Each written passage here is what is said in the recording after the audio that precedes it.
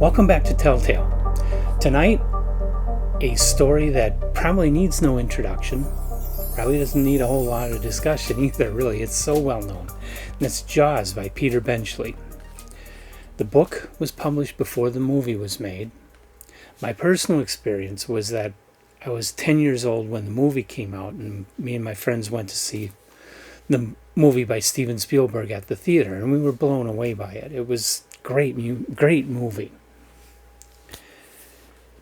And after I had seen the movie, probably about 10 times, I did purchase a copy of the paperback and tried to read it.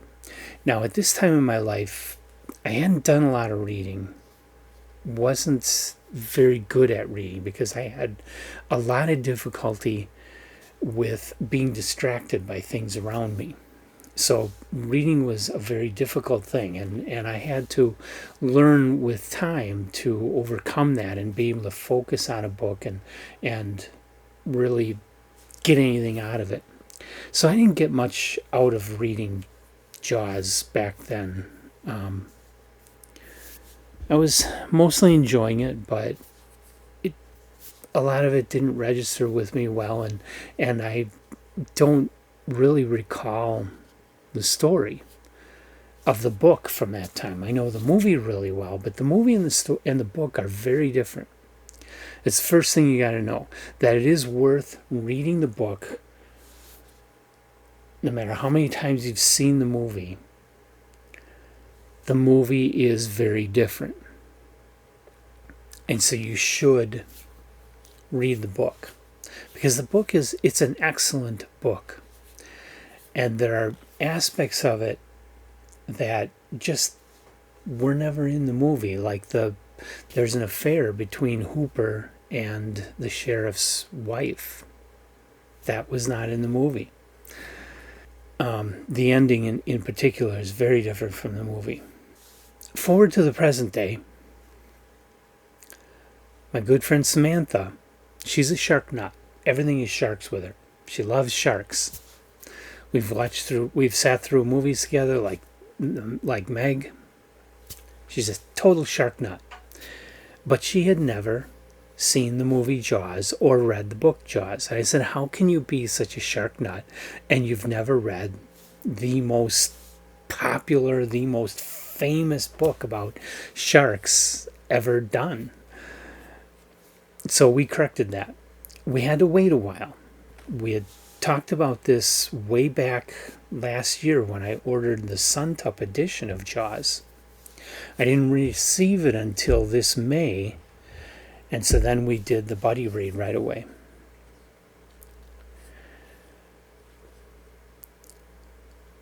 It was really interesting for me because, like I say, I read the book when I was really young, didn't get much out of it. And it was a really tough read, and there's so much of it that I just didn't even remember about the book. That it was like reading it for the first time. And I loved it. The scenes with the shark are very well written. The characters are very well written. The writing style is easy to read. So it moves along really well. The action moves along really well.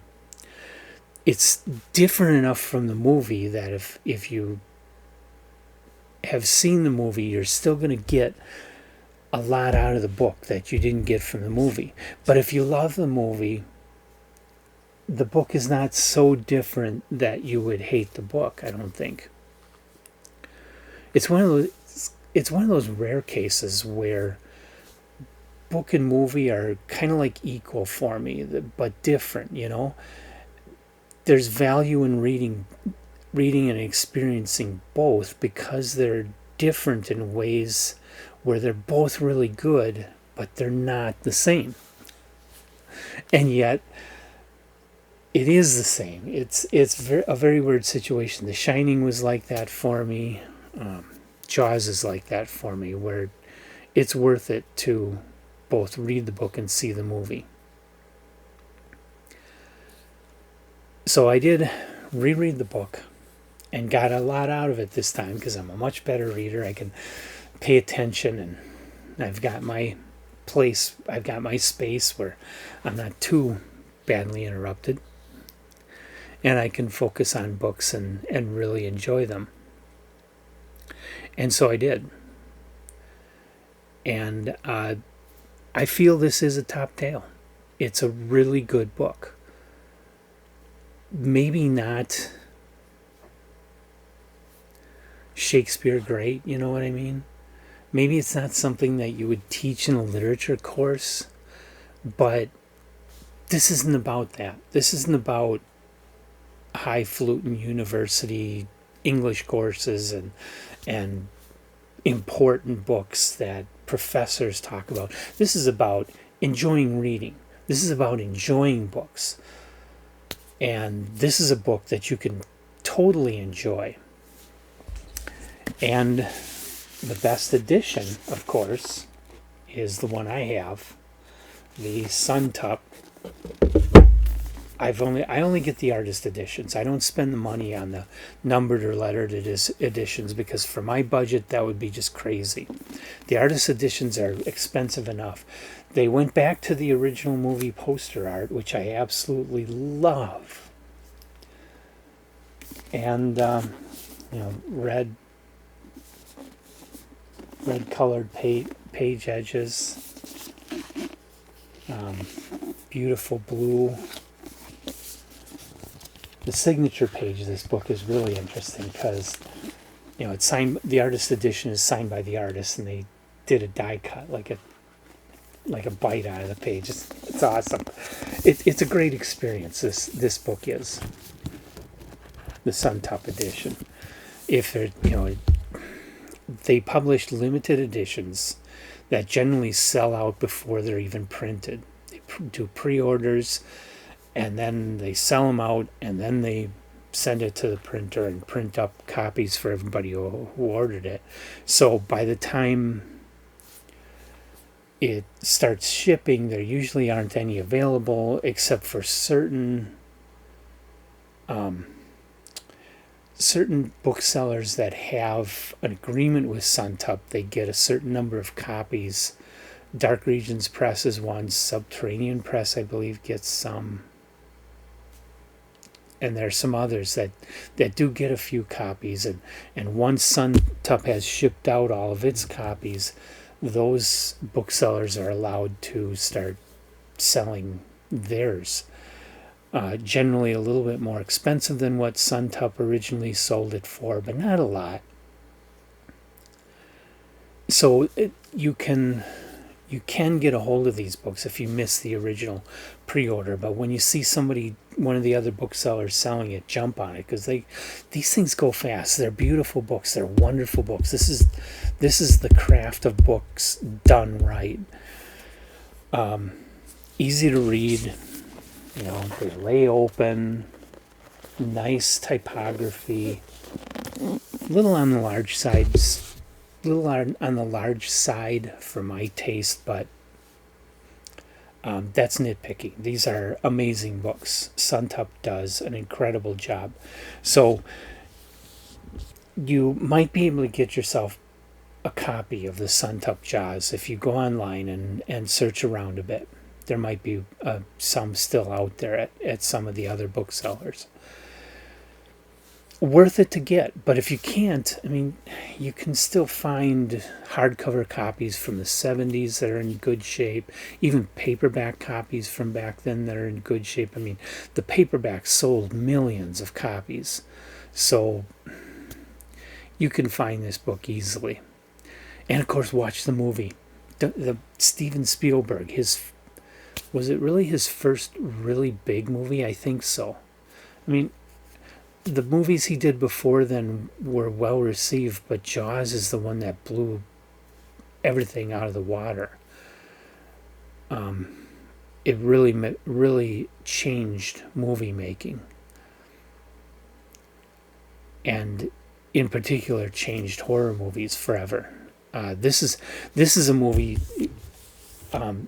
Samantha just sent me a post of a guy I'm really not familiar with, an anime artist, I believe, or manga artist, one of those. drew the Japanese comics.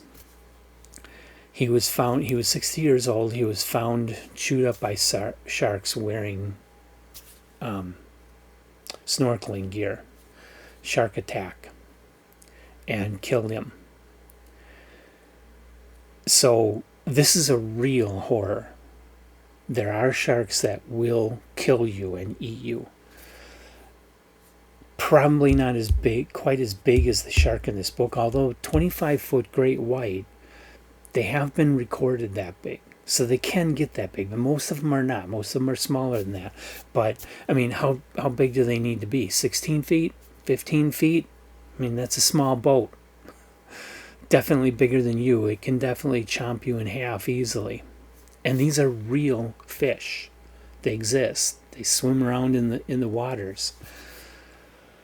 So this is the kind of horror story that is scary. It is terrifying because it's something. It's not a ghost or a vampire or a werewolf or some other weird legend that isn't real. This is a very real danger if you go swimming in the wrong places at the wrong time. You can encounter one of these and get killed by it. And that is more terrifying than all the vampire stories you can throw at me.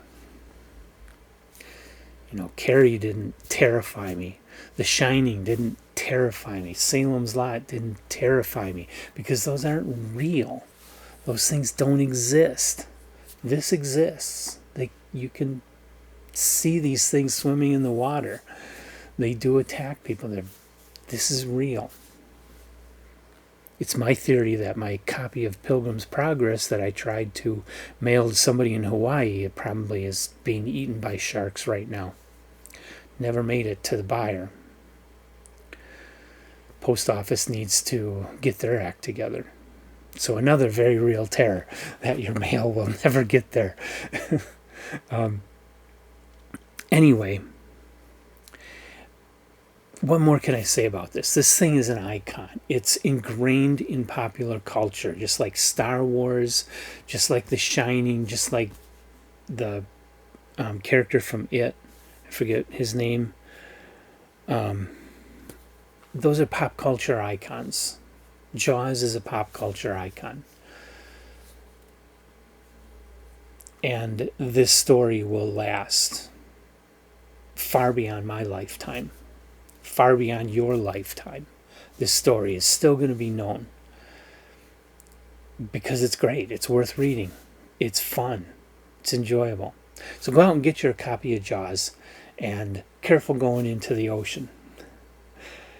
Around here, I don't have to worry. Lake Michigan, the biggest we got is sturgeon, and I've never heard of them attacking people. So we can go swimming in Lake Michigan and not have to worry too much. That's all I got. I'll cut it here. Greg for Telltale saying, till next time, happy reading, and I hope you discover your next favorite book. Bye.